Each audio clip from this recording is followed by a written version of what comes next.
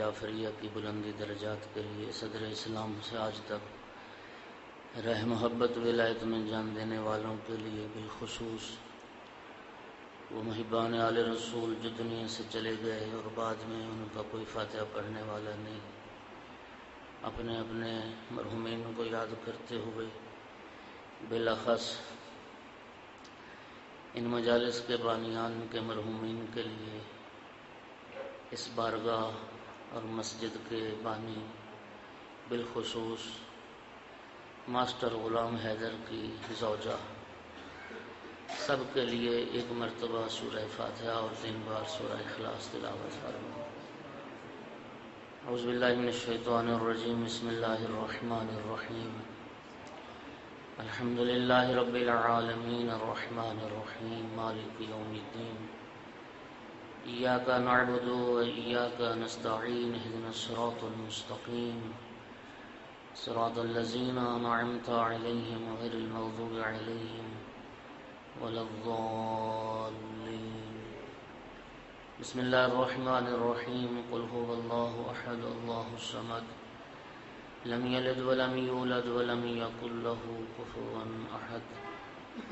بسم اللہ الرحمن الرحیم، قل هو اللہ احد اللہ الصمد لم یلد ولم یولد ولم یکن له کفوا احد۔ بسم اللہ الرحمن الرحیم، قل هو اللہ احد اللہ الصمد لم یلد ولم یولد ولم یکن له کفوا احد۔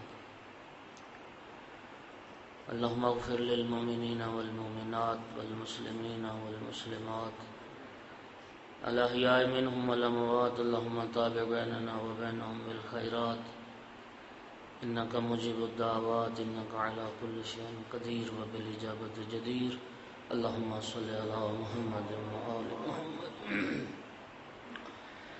یہ ٹیبل جو ہے نا یہ ضرورت سے زیادہ بڑا ہے اور مجھے بڑی الجھن ہوتی ہے، اگر مہربانی کر لیں تو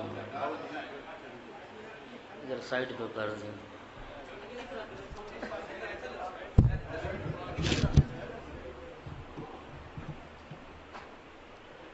نعرہ تکبیر، نعرہ رسالت، نعرہ حیدری، نعرہ حیدری۔ آپ احباب سے بہتر تہذیب مجلس کو کون جانتا ہے؟ یہ جو میرے محترم عزیز دائیں بائیں بیٹھے ہیں، اگر تکلیف نہ سمجھیں تو یہاں سامنے آپ خالی جگہ ہو گئی، اس پنکھے کو بھی چلا دیں، مجھے بھی ہوا کی ضرورت ہے، یہ پنکھا بھی چلا دیں اور یہ سامنے خالی جگہ بھی پر فرما لیں، ذرا ماحول اچھا ہو جائے گا۔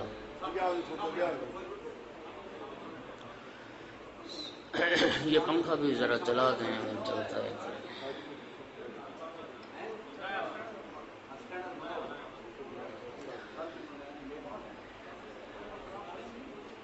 نہیں جو عزیز احمد، میں چلو جو بزرگ ہیں میں انہیں تو نہیں کہہ سکتا، جسارت ہے، لیکن جو عزیز ہیں چھوٹے عزیز یہاں سامنے تشریف لیں ہیں، میز اٹھوانے کی ایک غرض یہ بھی تھی کہ یہ ذرا سامنے مجمع ہو۔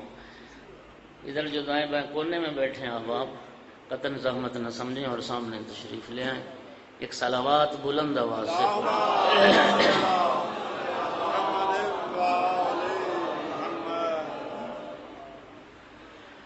اعوذ باللہ من الشیطان اللعین الرجیم، بسم اللہ الرحمن الرحیم، الحمد للہ رب العالمین والعاقبۃ للمتقین والجنة للمؤمنین والنار للمنافقین، الحمد للہ الذی جعلنا من المتمسکین بولایت علی بن ابی طالب واولادہ المعصومین۔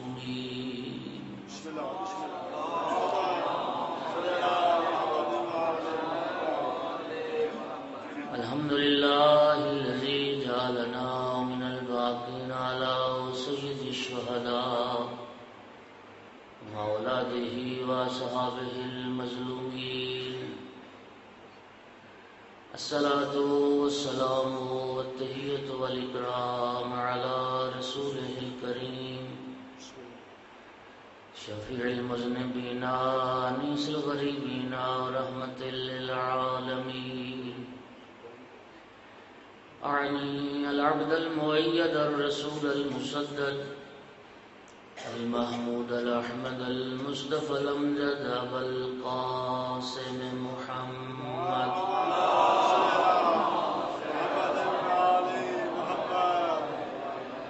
ثم الصلاة والسلام والتحية والإكرام على آله الطيبين الطاهرين المعصومين المنتجبين المنتخبين المظلومين واللعنة الدائمة على أعدائهم الملعونين من يوم عداوتهم إلى قيام يوم الدين وبعد يوم الدين. أما بعد فقال رسول الله صلى الله عليه وآله وسلم أساس الإسلام حبي وحب أهل بيتي صلوات.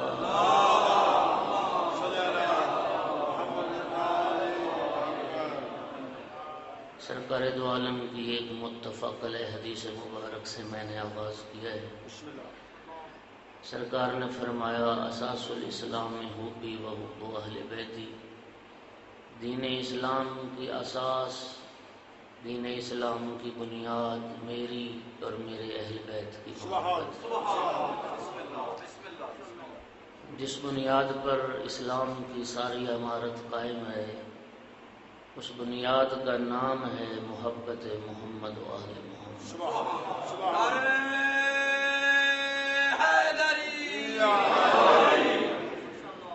میرے آقا امیر المومنین علیہ السلام نے ارشاد فرمایا ان احسن الحسنات حبنا واسوأ السیئات بغضنا. دو چیزوں کا تعارف کروایا جناب امیر المومنین علیہ السلام نے.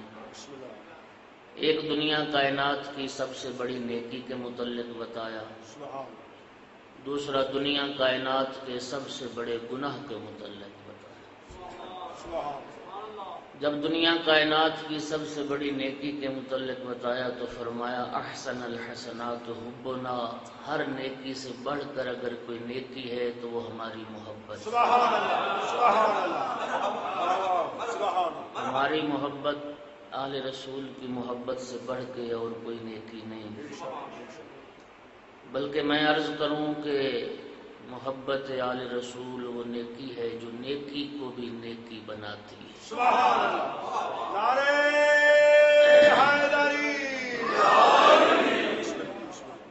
دوستو نیکیاں گناہ بن جائیں، نیکیاں گناہ بن جائیں اگر آل رسول کی محبت نہ ہو.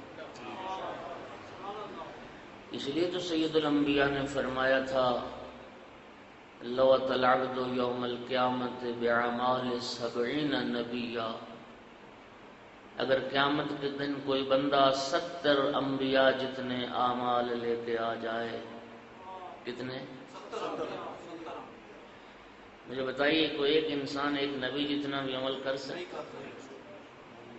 فرمایا 70 انبیاء جتنے اعمال بھی اگر کسی کے پاس ہوں لم يقبل اللہ ذلک منہ حتی یلقاہ بولایتی و ولایت اہل بیتی. اتنے اعمال بھی پروردگار کسی کے قبول نہیں کرے گا جب تک وہ میری اور میرے اہل بیت کی ولایت کا قائل نہیں ہوگا.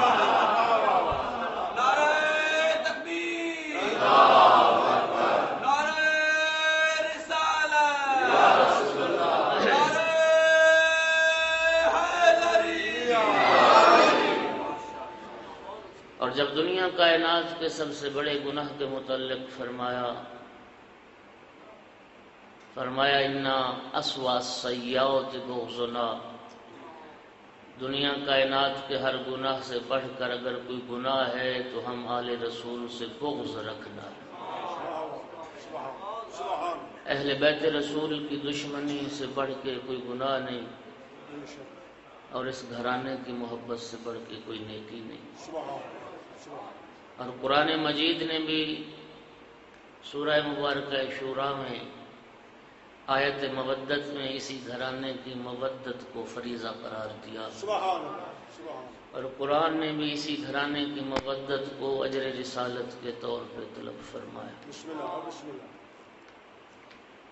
جن ہستیوں کی مودت ہم پہ فرض کی گئی اور جن ہستیوں کی اطاعت ہم پہ واجب کی گئی، ان ہستیوں میں سے آج ایک ہستی کا ذکر کرنا ہے، بسم اللہ، بسم اللہ، بسم اللہ۔ اور وہ ہستی ہے امام زین العابدین علیہ السلام۔ اللہم صلی علی محمد۔ میرے محترم سامعین، میں خواہش کی ہے برادران نے اس حوالے سے تو میں یہ عرض کر رہا ہوں، میرے دوستو خوش نصیب ہو، وحدہ لا شریک جانتا اللہ نے جیسے کامل ہادی رہنما ہمیں عطا فرمائے، کائنات میں کسی کو عطا نہیں فرمائے۔ میں پہلا جملہ کہنے لگا ہوں امام سجاد علیہ السلام کی عظمت کا کہ دنیا کے کسی مذہب کا امام زین العابدین نہیں۔ سبحان اللہ، سبحان اللہ، سبحان اللہ، بسم اللہ، بسم اللہ۔ دنیا کے کسی مذہب کا امام سید الساجدین نہیں۔ سبحان اللہ، سبحان اللہ۔ اللہ نے ہمیں وہ امام عطا فرمائے جو سجدہ گزاروں کے سردار نظر آتے ہیں اور عبادت کرنے والوں کی زینت نظر آتی ہے۔ سبحان اللہ، سبحان اللہ۔ تلاگنگ کے غیور علم دوست مومنین، قرآن مجید میں اللہ رب العزت نے دو مخلوقات کا تذکرہ فرمایا ہے جو معصوم ہیں، جن کے دامن پہ کوئی دھبا نہیں۔ بسم اللہ، انبیاء بھی معصوم ہیں، ملائکہ بھی معصوم ہیں۔ سبحان اللہ۔ اور اگر آپ قرآن مجید کا مطالعہ فرمائیں تو اللہ رب العزت نے انبیاء کے لیے لفظ عابدین استعمال کیا ہے اور ملائکہ کے لیے لفظ ساجدین استعمال کیا ہے۔ سبحان اللہ، سبحان اللہ، سبحان اللہ۔ انبیاء کے لیے لفظ عابدین استعمال کیا اور ملائکہ کے لیے لفظ ساجدین استعمال کیا۔ میں کہتا ہوں اس ہستی کی عظمت کے کیا کہنے جو بزم انبیاء میں ہو تو زین العابدین نظر آئے، بزم ملائکہ میں ہو تو سید الساجدین۔ نعرہ حیدری۔ یوں تو ہر امام معصوم ہر صفت کمال و جلال میں اپنے تمام اہل زمانہ سے افضل ہوتا ہے، سبحان اللہ، لیکن چار صفات ایسی ہیں کہ جن کی تجلی امام سجاد علیہ السلام کی زندگی میں سب سے زیادہ ہے۔ سبحان اللہ۔ پہلی صفت وہ صفت عبادت، اس کی تجلی امام علیہ السلام کی زندگی میں سب سے زیادہ۔ میرے دوستوں، یہ پیغمبر کا گھرانہ،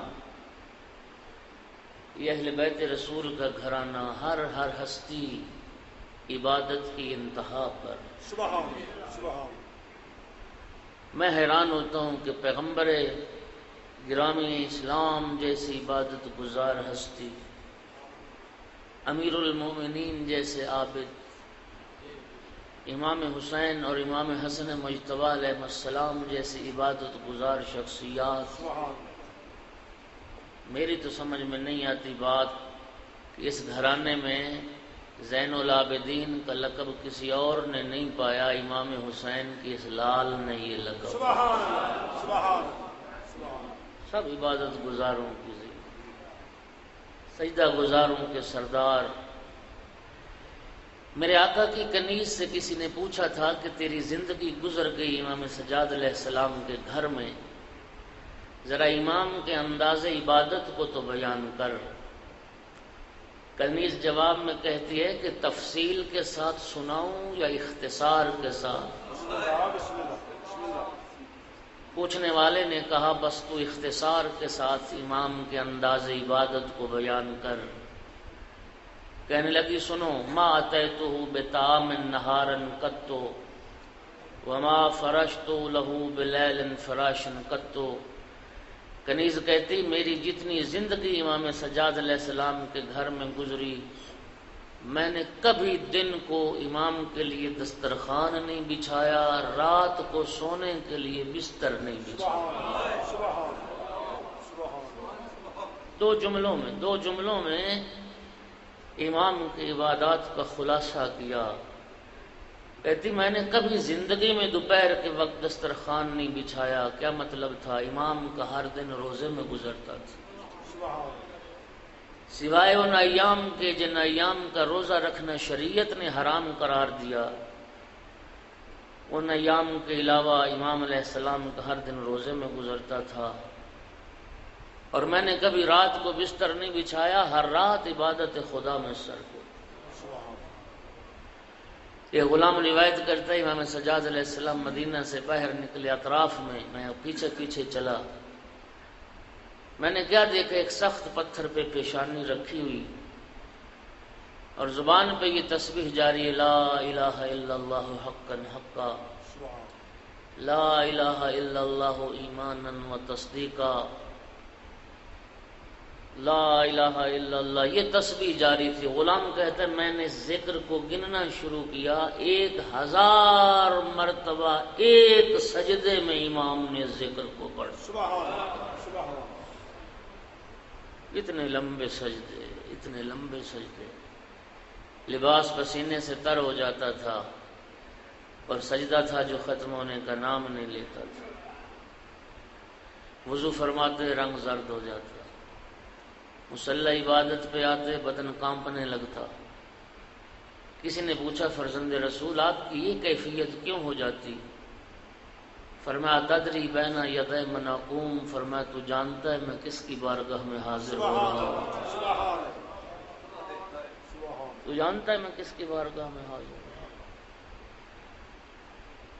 ابو حمزہ صومالی کہتے ہیں کہ میں آقا کی خدمت میں حاضر ہوا اور امام نماز ادا فرما رہے تھے۔